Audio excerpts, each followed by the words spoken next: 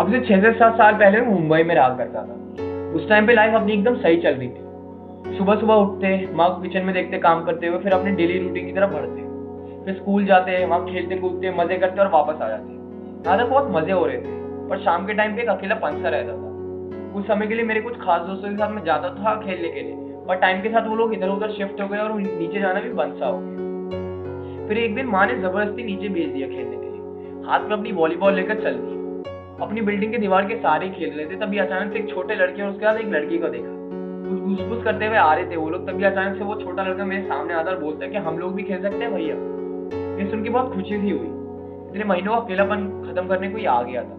उस दिन कसम से बहुत मजे किए, पर एक अजीब सी चीज हुई कि वो लड़की की छाप मेरे दिमाग में पड़ गई।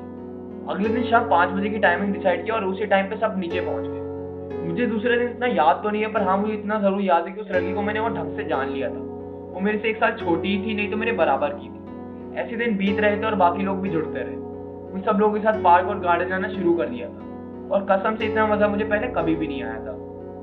दिन ऐसे बीत रहे थे और देख रहे थे कि हम कुछ अजीब सी चीजें अंदर ही अंदर हो रही हैं। दिक्कत सी तब आने लगी जब मुझे मजाक मजाक में सताने सा लगे।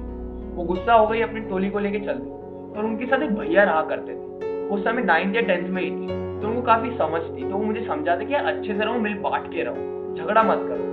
उन लोगों ने मुझे साफ साफ मना कर दिया था अपने साथ खिलाने से, पर वो भैया ने सबको समझाया और मनाया कि माफ कर दो, एक चांस दे दो, क्योंकि ये शायद मेरा दूसरी बार था।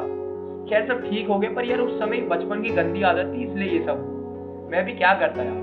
उस लड़की को देखते एक अपना पंसा लगता था, इसलिए थोड़ा हंसी मजाक कर लेते थे, कभी कभार ज्यादा हो जाता था। एक दिन माँ से झगड़ा हो गया शाम को। माँ घर में ताला लगा के चली गई, और दिक्कत हुई खेलने का समय भी तभी था।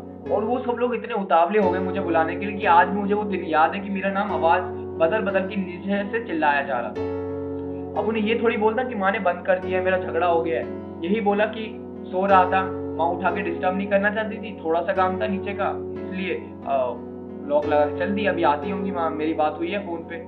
अब ये झूठ तो बोल दिया मैंने, और माँ भी आ गई, माँ की मेहरबानी हुई, चलो ठीक है, माँ ने खोल दिया दरवाजा। वो दिन समय कम बचा था, पर हाँ उस दिन भी हमने बहुत मजे किए। और हमारे बिल्डिंग के पीछे ग्राउंड हुआ करता था, तो वहां पर हम क्रिकेट खेला करते थे।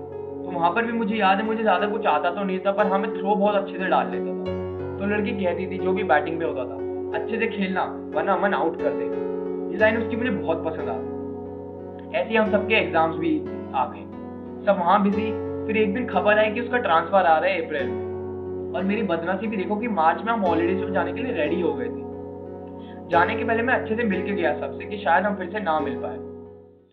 अब छुट्टियों में मैं यही सोच रहा था रोज कि अब तक वो निकल गई होगी, यही ख्याल रोज दिमाग में आता। पर 4 अप्रैल की सुबह को हम वापस आ गए, और वो लोग मेरे ऊपर वाले फ्लोर में ही रहते थे। उनको मैंने नीचे उतरते हुए देखा। आगे भाई था, पीछे उसकी बहन। भाई बहुत खुश हुआ देख के, और उस समय सर्दी का मौसम था, तो ऊपर टोपी थी और फुल पहन रखा था, तो पहचानने में थोड़ी दिक्कत सी हुई। पर उस लड़की की लाइन मुझे आज भी याद है। उससे पूछा कि वो सही में अमन है। वो देखती रही, मैं उसे बस एक बाय बोल दी, फिर उसके भाई से भी मिलकर उनको विदा कर दिया। जी हाँ, वो लोग उस समय विशाखापट्टनम जा रहे थे। उस समय भी थोड़ा मुंह बना रखा था, पर सही में वो लड़की बहुत अच्छी थी। थोड़े संबंध अच्छे नहीं थे, पर स्टिल जो भी हमने वक्त बिताए बहुत अच्छे थे। चौंकाने वाली बात यह है कि मुझे उन सब टोलियों के साथ बिताए हुए पल तो याद है, पर किसी का नाम याद नहीं। बहुत दिमाग पर गौर डाले, पर तब भी कुछ याद नहीं आया है। मुझे तो किसी बात है, काश अगर उसका मुझे नाम याद होता तो आज इस टेक्स्ट आगे दुनिया में मैं उसे ढूंढ लेता। आज उसकी याद बहुत आती है, और यही याद बहुत सताती है। उसका परिवार भी बहुत अच्छा था। मुझे याद है उसकी मम्मी भी काफी सपोर्टिव थी।